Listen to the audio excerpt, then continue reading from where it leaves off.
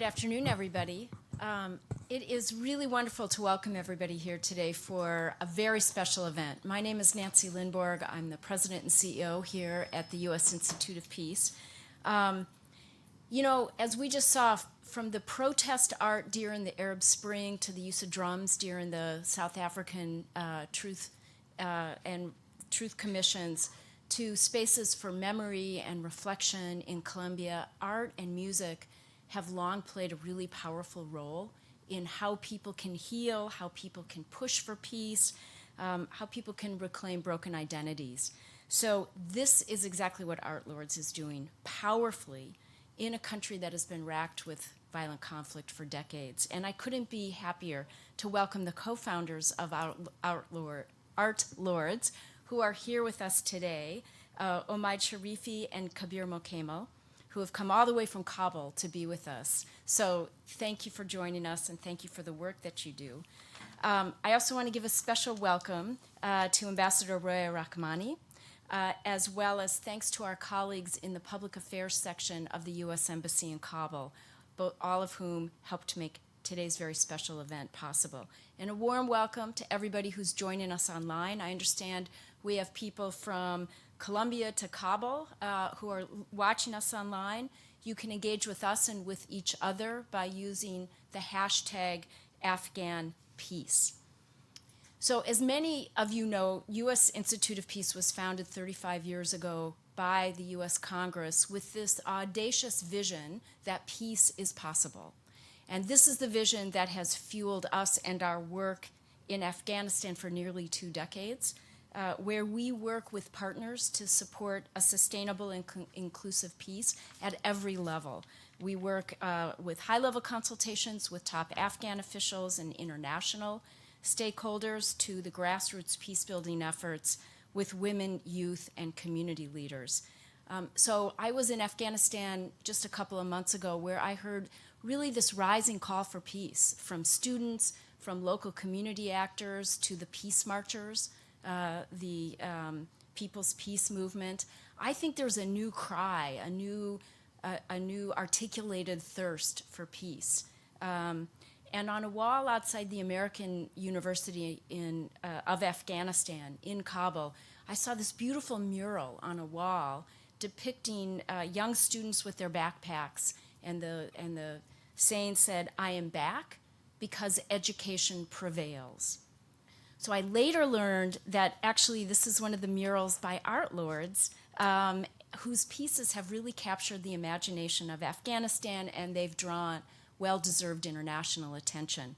And they are painting murals on these blast walls throughout Kabul, transforming these blast walls into a stand against corruption and inspiring Afghan people to push for peace. They also offer enduring reminders to all of us that, as President Kennedy once said, after the dust of centuries has passed over our cities, we will be remembered not for victories or defeats in battles or in politics, but for our contribution to the human spirit. That's what ArtLords is doing. You are deeply contributing to the human spirit. I hope you've had a chance to see some of their murals before you came into the room. If not, after the panel discussion, there'll be a chance to really engage with the murals. We'll also hear music by Natiq Hamidullah, and we'll conclude by inviting you to participate in one of the famous live mural paintings. So get ready to pick up a paintbrush. I'm really sorry that we were hoping to have a live performance from the remarkable young poet Marjan Nadari, but she has strep throat and is unable to join us. But if you haven't already, please check out her website or her YouTube channel. She's truly remarkable, and we'll catch her another time. And with that, it is my great pleasure to welcome a dear friend and a wonderful partner of the Institute to come up and say a few words. The first woman ambassador from Afghanistan to the United States and a fierce champion for the people of Afghanistan. Please join me in welcoming the wonderful Ambassador Roya Rahmani.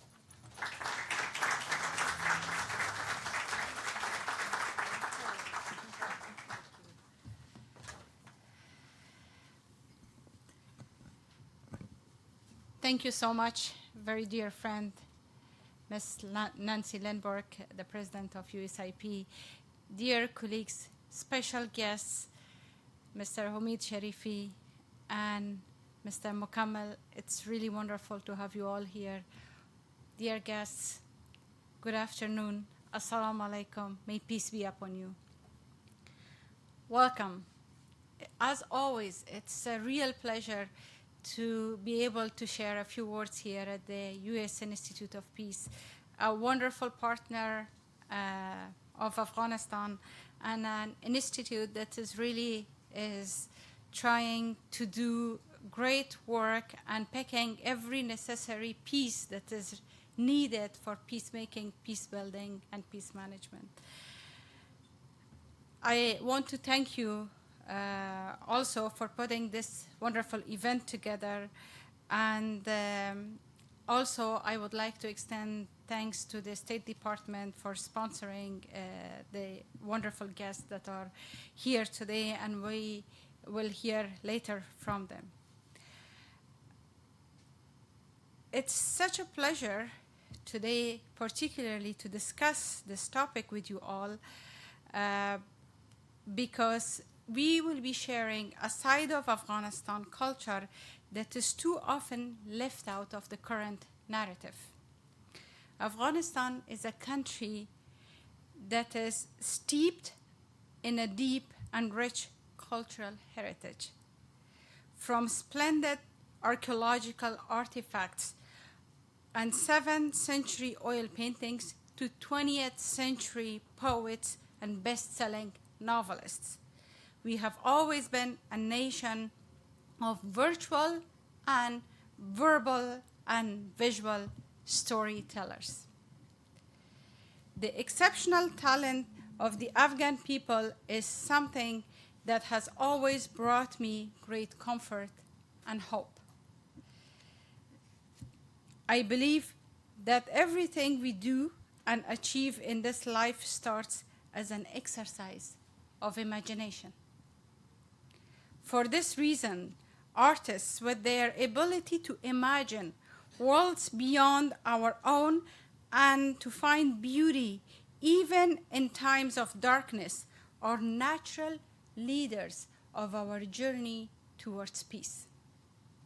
Since its establishment in 2014, the ArtLords have painted over 1,700 murals across Afghanistan in 21 provinces,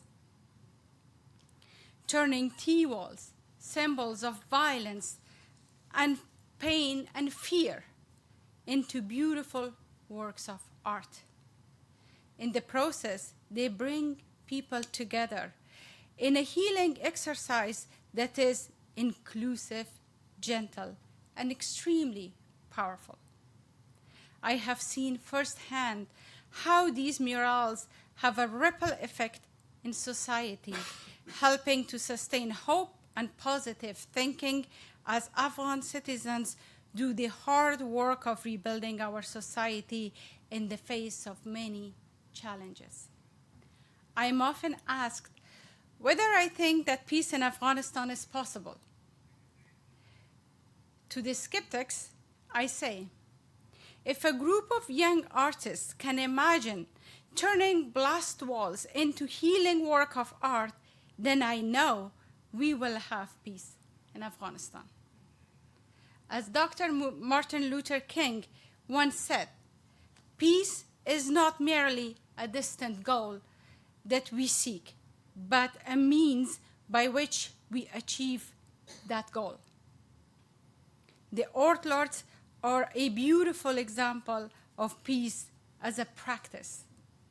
I am thrilled that their work is being shared here today, and I hope that you all find it as inspiring as I do. I hope you enjoy the rest of the program. Thank you.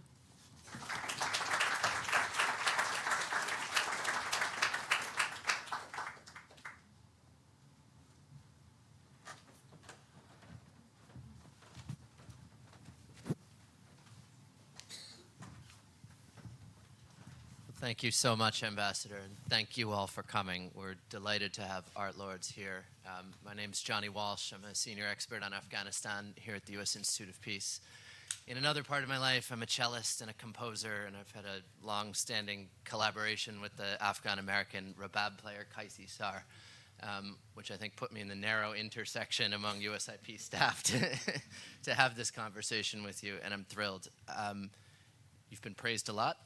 I will just add that besides being extraordinary as artists, I mean, I think just the objective power of the work that you put out is really extraordinary, and I suspect I'm not the only one who gets a little catch in my breath and a lump in my throat when walking past some of the paintings or pictures of your murals in Kabul. They're so potent. But also, I think that ArtLords is literally the foremost example I can think of art being used to practical effect, to affect positive social change in the world.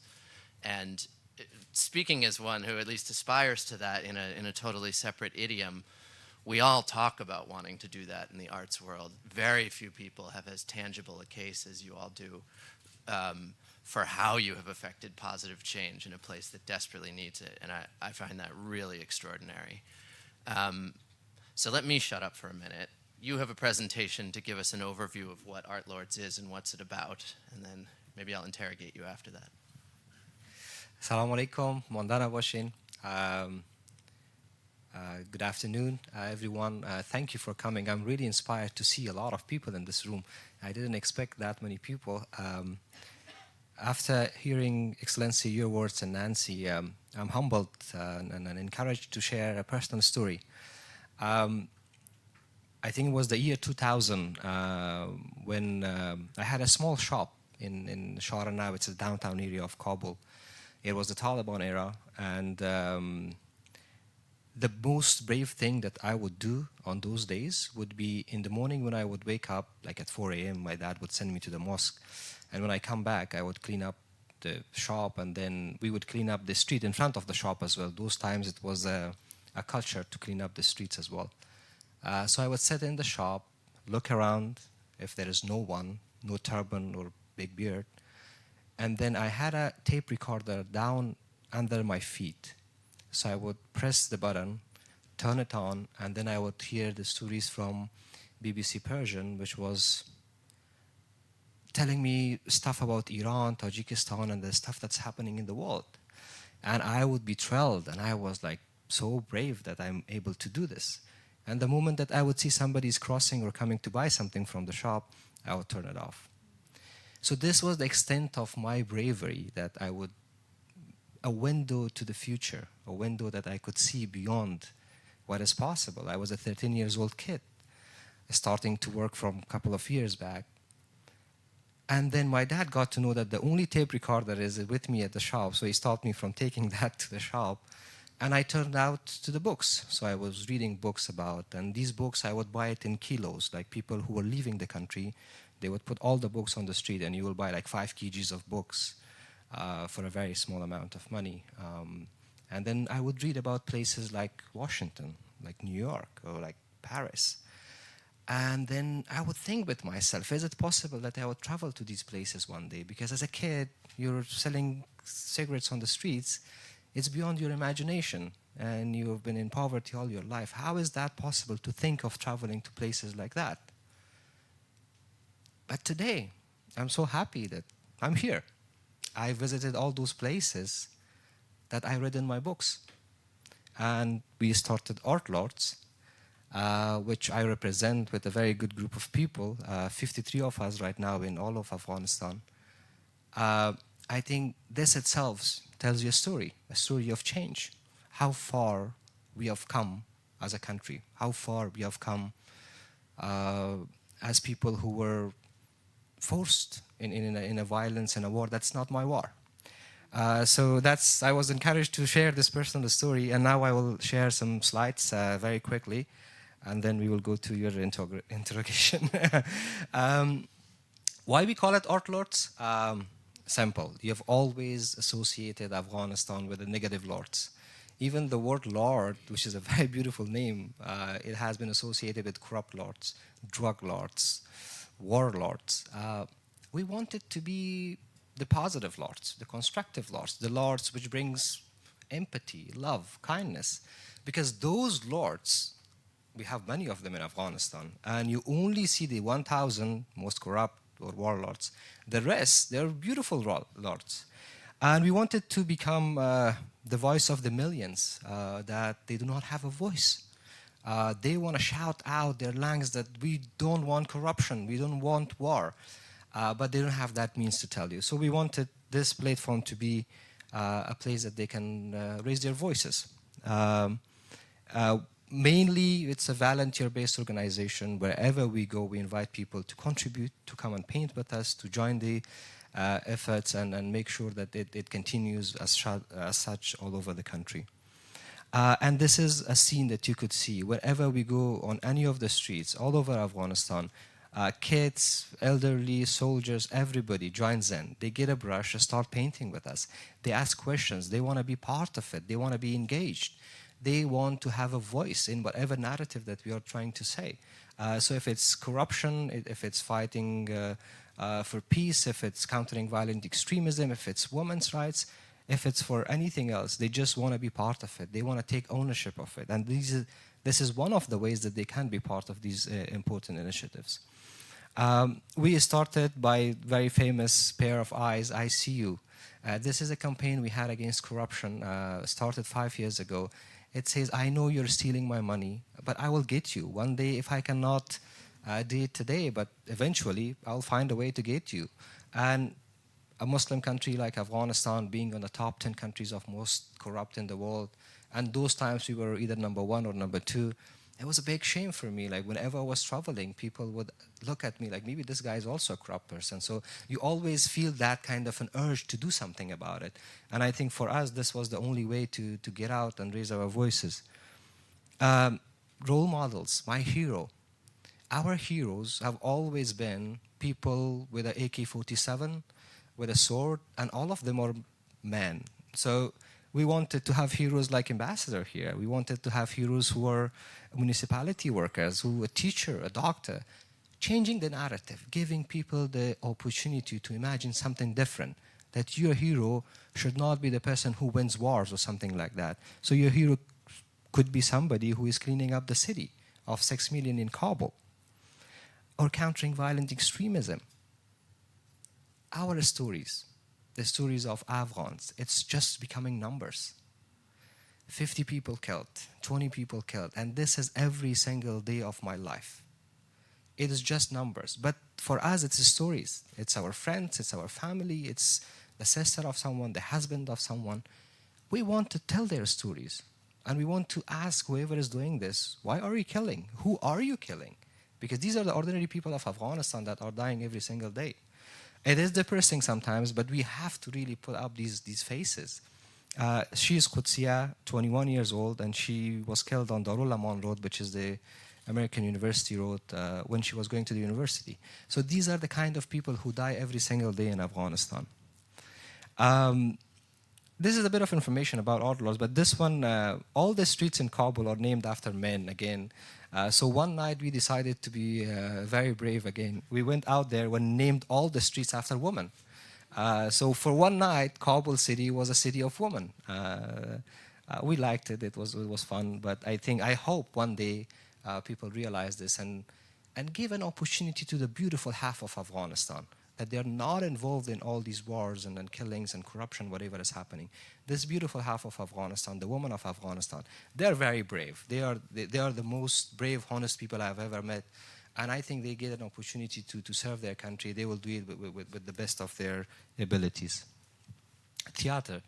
For some of our people, this is in Herat province, they have never been to a theater show. They have never been to a gallery. They have never been to a museum. So when you take art to the people, they're mesmerized. The moment they see a theater show, they never blink. They just stay there, focus, and be there for 1 hour. They even don't move. So these are the kind of things we do on the streets of Afghanistan. Our music on the streets. It's so normal to see somebody basking in DC or New York, but it's very different if you're in Mandawi, Kabul, and then you have somebody playing rubab and harmonium, so it's a bit different. But people love it. It becomes a platform where you can discuss anything you want to do. You can promote critical thinking through just being in that platform. Put a seed of doubt in their minds. Help them ask questions. Or we have some regional events. We invite people to at least get out, get some experiences. Art therapy, which is very important. We go to orphanages, we go to universities, we go to high schools to just give them a safe space, give them a space where people could talk, people could get a brush, could get a canvas and start painting. Whatever is in their minds, if they're going through any mental issues, they just have an opportunity to stop that, focus on painting, and find a way to heal. Artist residencies, which is happening. We invite artists to Kabul to stay with us because I cannot get a visa for my artists to get out of Afghanistan. It was so difficult for me to come here. But we give an opportunity to anybody who is here or other parts of the world to come and be with us, work with us. Exhibitions, we have some here. We're trying to show a different face of Afghanistan, the reality of Afghanistan, because what media is portraying, that's also reality, but not the whole story. Our stories are different. This is also our story. ArtLords is a story which started on the streets of Kabul. And like us, like ArtLords, there's hundreds of groups all over the country. They're working so hard. They're not losing hope. They're not giving up. They're just trying to help their country. They're trying to help their communities, their villages, and we're just an example that's getting out of Afghanistan. The most important point that I wanted to talk about was about our recent work, which is called Let's Talk Afghanistan, because we wanted to promote empathy and tolerance. This project is mainly focused on getting people from, for example, central highlands of Afghanistan, from Bamiyan, take them to Helmand, which is in the southern part of Afghanistan, very different ethnic groups. Because of war and restrictions in transportation, they never had an opportunity to go and meet each other, to know that they have the same challenges, to know that they face the issues of terrorism, poverty, all of that. So this project is mainly focused to build peace, to think about issues of reintegration and reconciliation, and think about ways that we can find a solution in coexisting. Because what I believe and what we believe at ArtLords, we have accepted whoever the insurgent groups are. If you name it Talib, or if you name it Daesh, or whatever it is, we have accepted them as a reality of Afghanistan. My point is that they have to accept me as a reality of Afghanistan. I have my gallery, I have my art cafe, we are painting on the walls. This is also reality of Afghanistan. They have to accept this. And the freedoms that we have, the women of Afghanistan, all of that. So it is just that idea of talking to each other and finding a way that we could coexist. And these are some of the images from Let's Talk Afghanistan. They go to the province, they dance together, they make music, they paint together, and they talk about their solutions as well. So thank you. This was my presentation. Appreciate your attention. Thank you very much. I got to see the PowerPoint in advance, and I think it's just my favorite final slide that I've ever seen. I'd love to ask a little more about the two of you individually, and then get to some of the specific work that you've done. But from each of you, maybe Omaid, we'll start with you. You started off selling cookies and cigarettes in the streets of Kabul in very difficult circumstances. What was your journey as an artist, and how did you become the founder of an organization like this? I don't call myself an artist. We have invented a new word. It's called artivist. So when you have artist and activist together, so you become an artivist, because what we wanted to do was use art, especially the street art, as a means for social change, as a tool to change behaviors and attitudes, as a tool to promote critical thinking. And all of this happened 5 years ago when Kabir and we met together, and a couple of other friends, because it's not just us, it's a big team of people who have contributed to the establishment of ArtLords. So, and the sparkle came from all these big black blast walls, the ugly blast walls. Because as a person who grew up in Kabul city, Kabul is a beautiful city, and then I was able to work on those streets, ride my bicycle, go to my high school. The roads were opened. The places that you could walk were open. And then suddenly everything changes.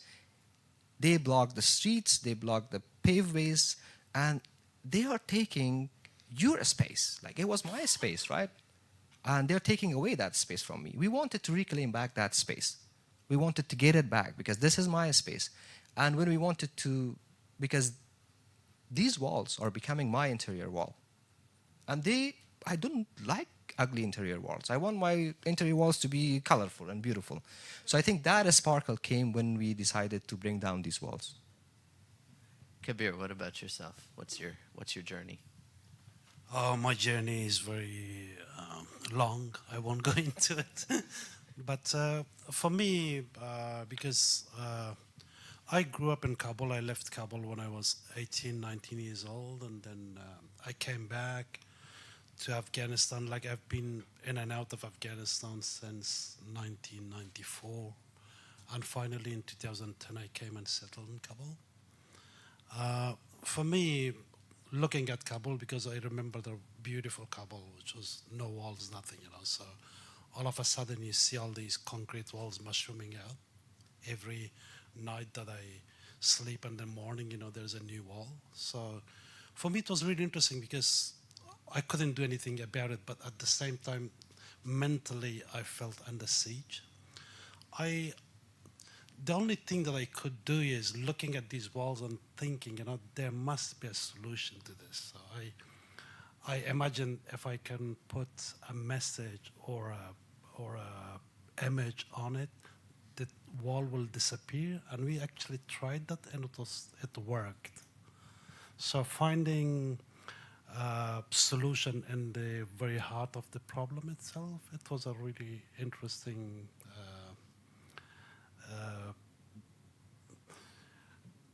experience for me and for the team. So,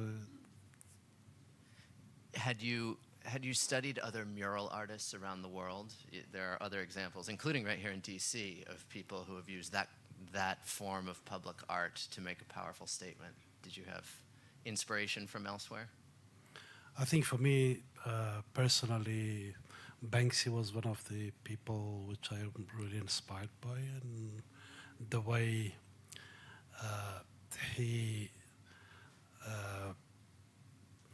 he paints and the way he addresses an issue, it's very powerful. So that's been always an inspiration for me. Yeah. Is there anything you can say about how art generally has been treated across the different eras that Afghanistan has experienced recently? And part of the premise of the question is that I think we have an understanding here, rightly or wrongly, that, we understand art, music, visual art was suppressed under the Taliban, and virtually everything fell apart in the period before that. And that then the Americans came in and 1,000 flowers bloomed. And while there might be a grain of truth to that, the T-walls also came. And I'd be interested in how you feel the art community in Kabul or around the country generally evolved through these tumultuous political changes that have happened in your lifetimes.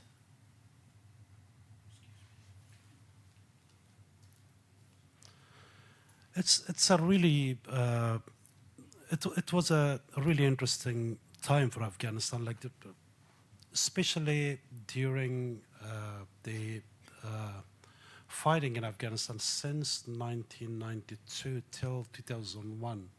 Art was completely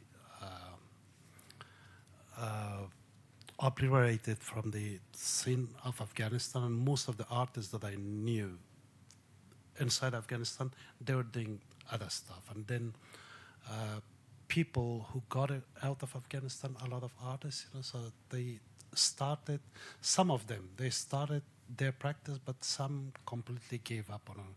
But since the 2001, there's some great initiatives, some great artists who outside and inside Afghanistan, they created initiatives like one of ours, so that there is a girl, Shamsia, who's a great artist. She's doing a lot of this art and other groups. But art has become through music. Music is a very important thing because we haven't had music for those 10 years or so, and visual art at the same time.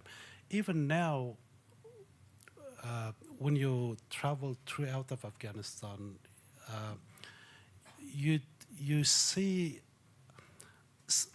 even now you can see resistance in some areas. You know, it's been a very hard journey for art and artists through these years, but at the same time, because there's a lot of subject matter in Afghanistan, so a lot of artists are thriving too, being it in music, being in visual art or performance art.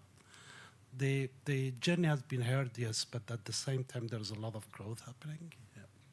I was interested in this question of what kind of resistance you've encountered over time, because you haven't shied away from it. You're certainly, as an organization, willing to take on power structures. You're willing to very frontally criticize the insurgents. And for that matter, pieces of music and pieces of visual art are not considered as benign and beautiful to every single person in the world as we might consider them. So tell us what kinds of reactions of that kind you've encountered and what you've done to kind of work through them. This image, the mural, it reminds me of a very good story, actually. So this one is, her name is Hamida Barmaki. She and her 2 kids and the husband was killed in an explosion in a grocery store. So this was not a target. She used to work at the Independent Human Rights Commission of Afghanistan, and she was just on her way to get some groceries and go back home. And the explosion killed the whole family. So we decided to do a mural for her on, I think, a couple of years ago. The explosion which happened in that grocery store was claimed by Hizb Islami, which is the leader of the Hizb Islami at that time, Gulbuddin Hekmatyar. And then in 2016, Hekmatyar decided to join the peace process. So he came back in Kabul. He has a mansion now. He has, I think, 200 bodyguards. He has a long caravan of cars and all of that.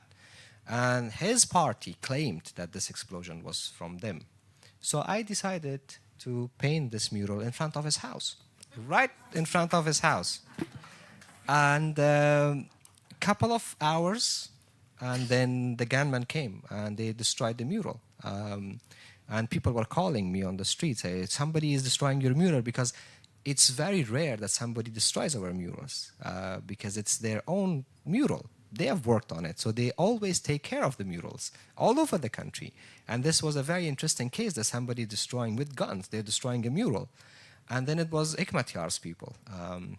So this is the kind of resistance, if you would name it, we face in Kabul. And there are other types as well, because sometimes when you paint faces of humans on these murals, it also, based on Sharia law, sometimes it has some interpretations which is not allowed or allowed. So there's a lot of arguments going on that. So we face some kind of pressure from conservatives and people in the provinces that why we are doing this. But we have consciously decided to do this thing, because if we don't do it, who will do it? And this is, I think, the way we wanted to help. We felt the responsibility. We felt the pain of going through all these sufferings in our country.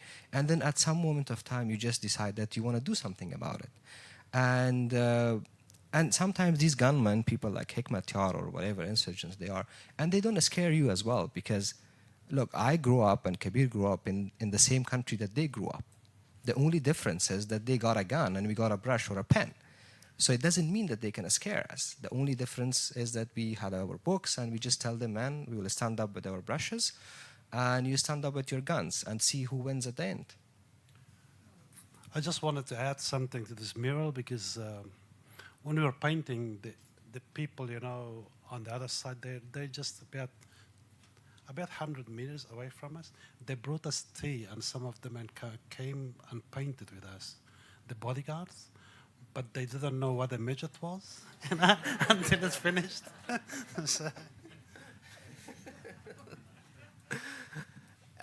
So that question focuses on the negative reaction, but at the same time, the reaction to what you've done has been extraordinarily positive.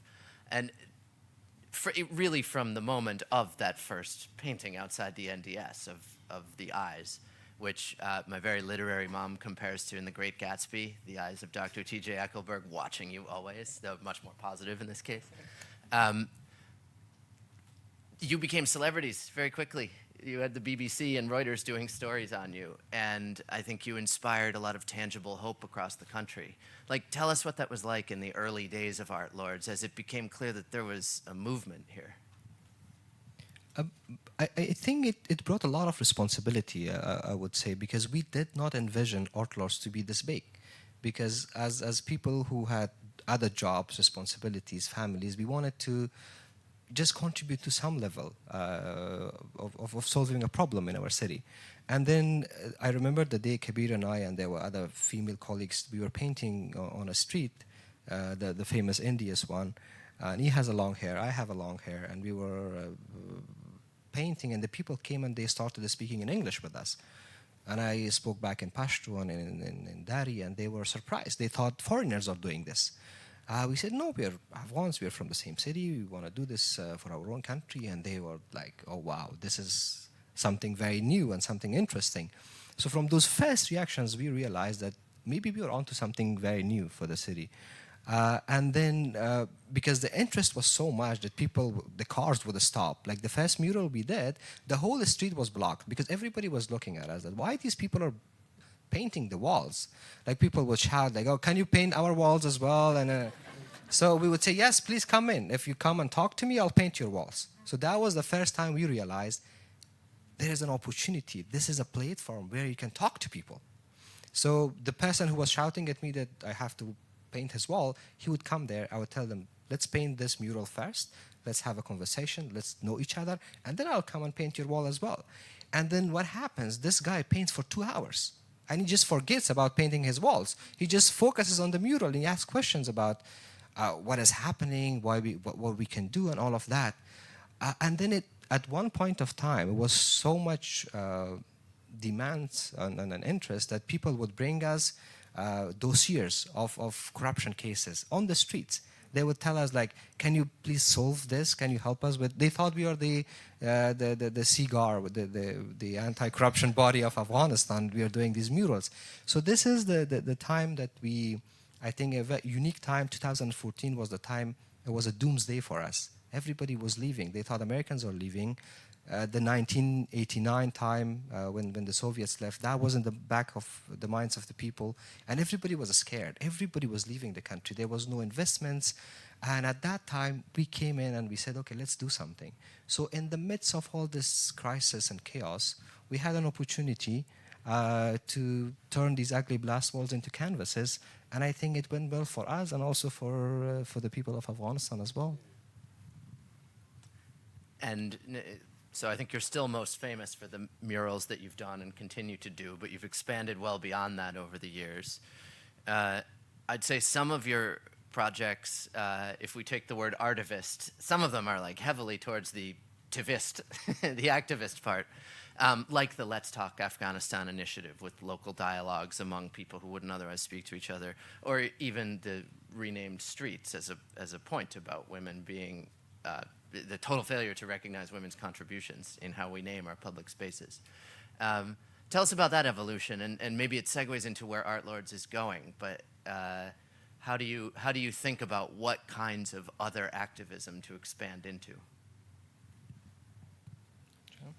So I think when you're in Afghanistan and then you realize that there's so much that you can do, because everywhere you look, there's an opportunity to do something.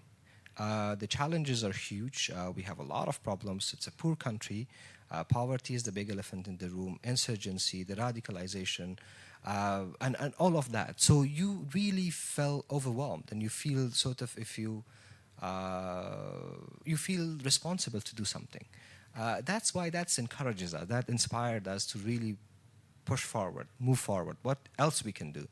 And when we started this artivism movement, most of the artists, as Kabir was mentioning, if you're an artist all over the world, you're poor. And if you're in Afghanistan, the first day you go to the university, the teacher says, if you're here to make some money, then leave my class, because you will be poor all your life. So we just decided maybe if we can expand, we will have an opportunity to help the most vulnerable sector of the society, which are the artists.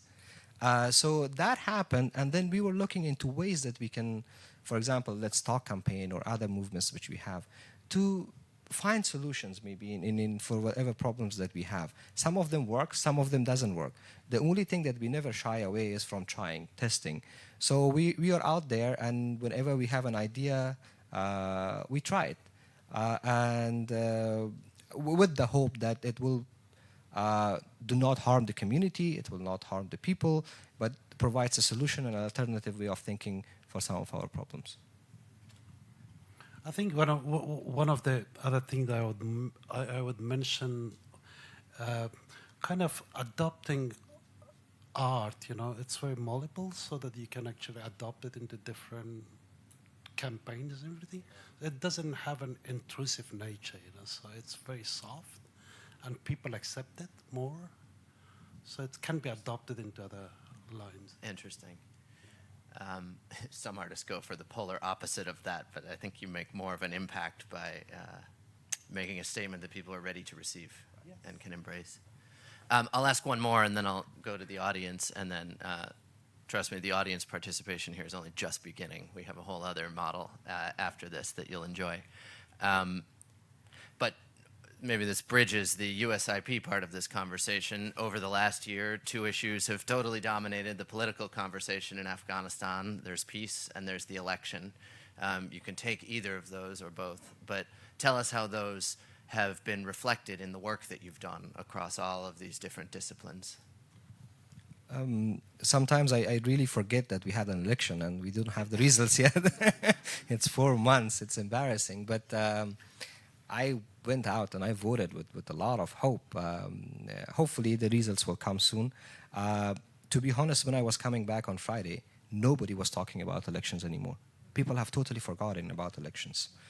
And we expect that the result will come out soon, and we will have a new government. That has caused a lot of confusion among the people. So hopefully that will be sorted out soon. The other issue, which is peace. So what is peace? Because I don't know peace. I was grown up in the war. Peace for us in Afghanistan, for most of us, we really don't know what this word peace means. Is it ceasefire maybe? Because whatever we are calling about peace, I think it's a ceasefire. Because the rest we don't know, we don't understand.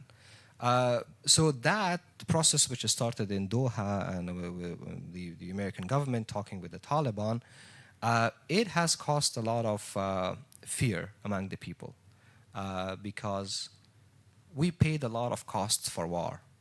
What is the cost of peace? Because we don't want something which is decided in Doha could be implemented in Afghanistan. We don't want another formula thought and baked outside the country and then it's implemented on the people of Afghanistan. So that fear is still there among the people. The people of Afghanistan, the ordinary citizens of Afghanistan, which we talked to through the Let's Talk campaign, this concept was specifically designed to really bring the people together and ask them questions that what peace means to you and encourage them to talk to each other. So they have their own definitions of peace. They have their own definitions and ways of coming to a peace. The only thing that they know right now is that they are fed up of war. They want to take a break from this. It has been a long time. It is an imposed war. It's not my war. It's not their war. They want to break to this, but they want to also know what prices they want to pay. I want to know, will I be able to paint? Will I be able to have these music sessions on the streets? These are all the questions which is up to the people of Afghanistan to decide. And I think this Doha talks has sparked a lot of conversation among the people.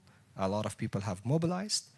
Some of these warlords and the old people, nothing against the old people here, but the old people in my country, especially the warlords, they have mobilized to maybe get a piece of pie again. But the young generation of Afghanistan, they have mobilized to put up their demands, to put up their ask, to tell the whole world that they are also reality of Afghanistan, and these are their demands and these are their red lines. Maybe we could take some questions from the audience. Let's see. Sir. Oh, yes, excuse me. We will have a microphone roving back and forth. Just please stand up and introduce yourself. And I should note that short questions are the best questions. Definitely. Mushtaba with Free Muslim, Center for De-Radicalization. And I thank you guys. Like Arab Spring, where it ignited in one country and it mass-produced, are you planning to reach out to artists in different countries in conflict and give them the idea and help them because you have the mechanism? Are you planning to do that? Thank you. Thank you. Our new project is called Wartist, artist with a W. It's focused on the artists in the front lines. What we did is we went to at least 12 countries and we had training sessions like this, how you can use art, especially street art, as a tool for social change.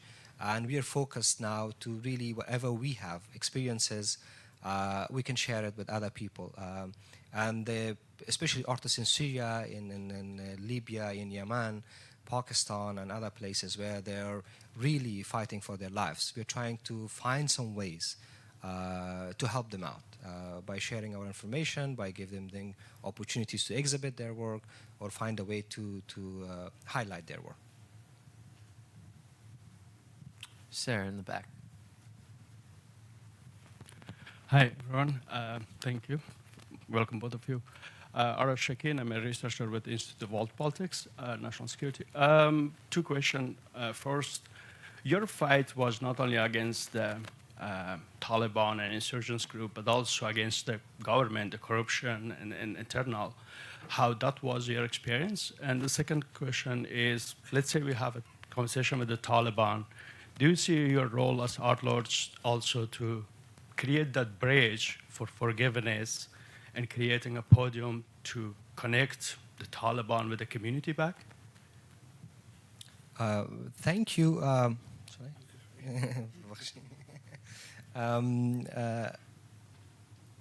Our fight is still with the government because there's so many areas that they can improve in terms of fighting corruption, in terms of providing services, and there's a long list of things that the government could do well. We are walking a fine line with them. There are areas that we collaborate very well. There are areas that we stand up against them. There are times that I get calls from very important senior people that tell me don't take names. So that fight is going on. And for us, we want to be a movement of accountability. We want to press for transparency. That's the only aim ArtLords has.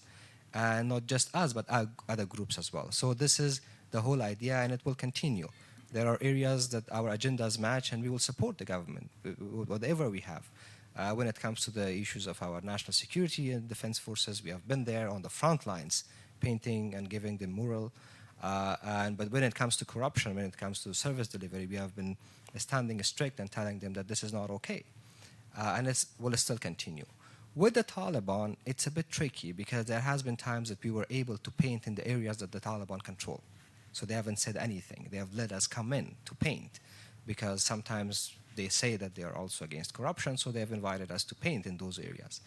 But there are times that you are also titled an infidel because you're painting a face of a woman or a face of a person on a wall. So we have to really figure it out, but the whole idea with the Let's Talk campaign, we aim that we create that bridge, because if they are coming back to their communities, if somebody is getting down from the mountain or getting down from his motorcycle with the AK-47, coming back to the village, so there has to be a way that they could reintegrate with the society, a way that they could heal as well, because they have been through a lot of trauma, like all of us in Afghanistan.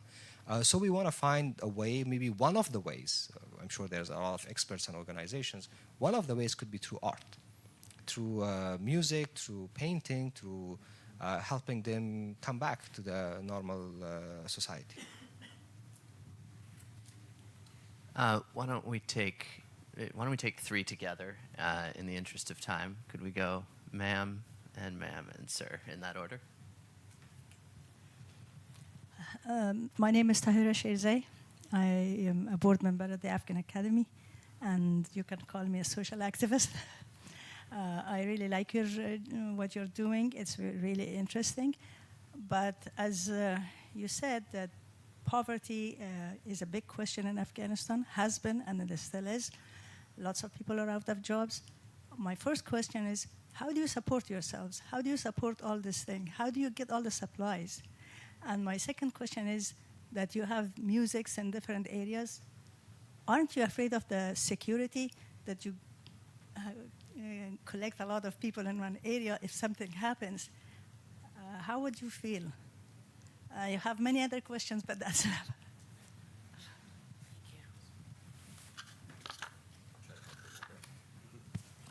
Please.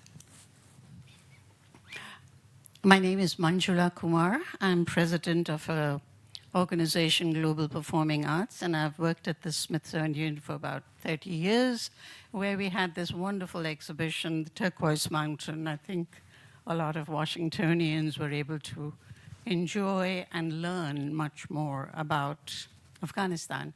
I thank USIP for doing this so that we're able to learn about Afghanistan that is not available to us through the media and all.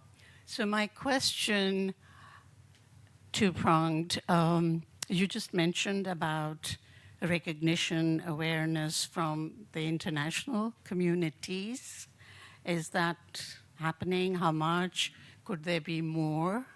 And are you able to bring out art outside and available to people across the world? Or is it, whether it's paintings or music? We've had some at the Kennedy Center and some, but I'm just wondering how difficult and what were the avenues?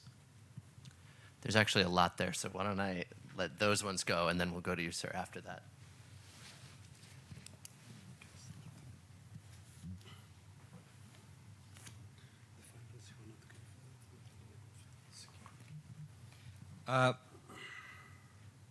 I will be lying if I don't say I'm not scared. I'm scared every single day. I'm scared when I'm getting out of my house, because every day I feel that an explosion might happen and I will not go back alive. That is the level of insecurity that I feel, and I have felt it all my life. So Kabir will say more about that. It is the reality of Afghanistan. It could happen to anyone, any place, in any part of the country. So there is a saying in Afghanistan, tawakkal ba khuda. So we have tawakkal ba khuda. So we go out there just like this, not with a suit and tie. This is very unusual for me, but just out there on the streets and trying to paint and trying to encourage people to paint with us, with the hope that nothing will happen. But I am also aware that it might happen at any moment. Second, about finances. We have a gallery. We do sell art, which is helping us a lot with some of our resources. We have an art cafe, which is called Rebel. It's a very unique idea for our part of the world. We have art sessions in that art cafe. We sell art as well, and we have some good coffee. If you're in Kabul, I encourage you to come to our Rebel Art Cafe. At the same time, we do some paid partnerships, and those are, for example, polio is only in Pakistan and Afghanistan. And we're working with UNICEF to eradicate polio from Afghanistan, and that is through awareness, through murals, through radio pieces, through animation and short movies. So these are some of the ways that we could support ourselves. Just the first question about the security. We are, when we are on the street, we start painting and people come and join. One of the things that we always take into consideration is security, but nothing around Kabul, there's nowhere which is secure. And what terrorism does, the first thing it always does, it actually takes that space that you can imagine something.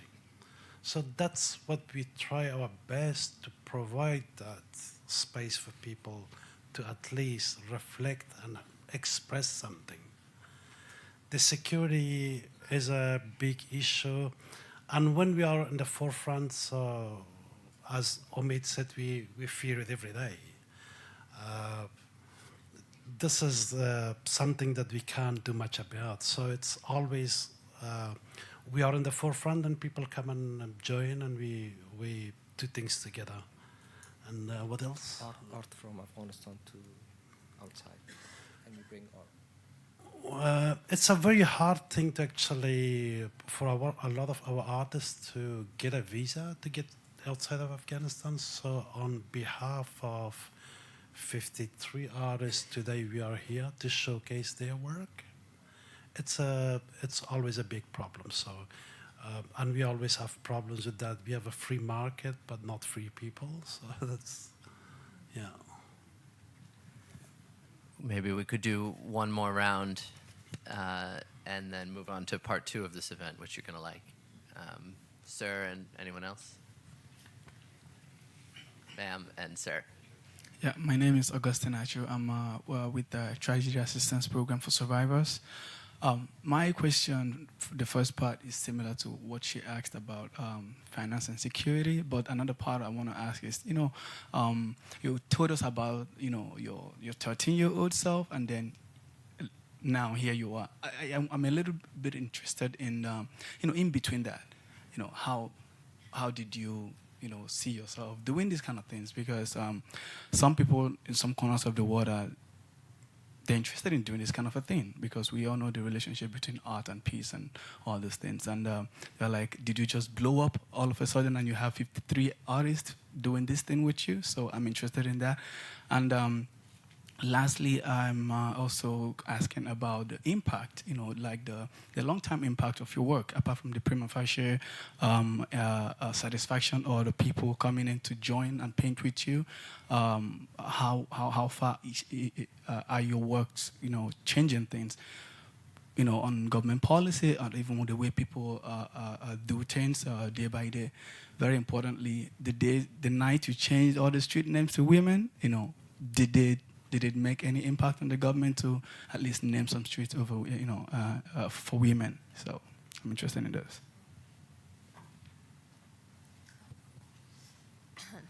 Salam Kabir Jan, Omaid Jan, Vida. I run a youth organization here in Washington, D.C. around social justice and global education. So welcome to D.C.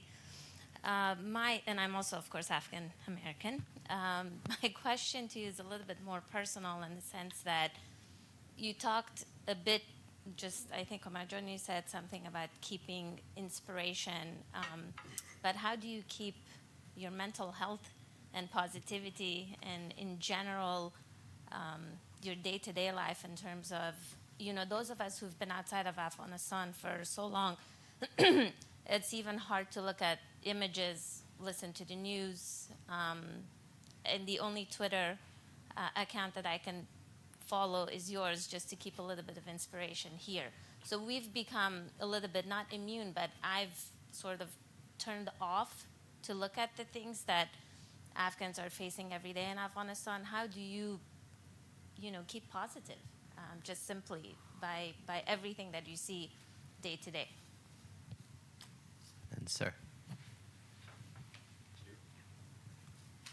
Good afternoon. My name is Wally Sherzai, and I'm so glad that finally I cornered Omaid Jan and Farijan, because I just came 2 years ago, roughly, from Kabul, and I was looking for you guys because I was seeing these arts, and believe it or not, I have so many pictures of them, but I didn't know who are doing these things. So I think I caught you once. Some of your people were doing that, and I was supposed to stop, but I couldn't. I wasn't allowed to stop on the street and ask questions, but so lucky to find you here and finally cornered you here. It doesn't happen often. But yeah, I guess those walls that you're mentioning, blast walls, they were called Alaska barriers by a very bad name. And it used to be Jersey barriers, 44 inches, and then started rising up to 2 meters. Now I think, 5-6 meters. And I share the pain that you're going through, that I was raised in Kabul, and beautiful Kabul, you could go anywhere. And every one of them was almost like my chest, not really on the street, because you're blocking the sidewalks.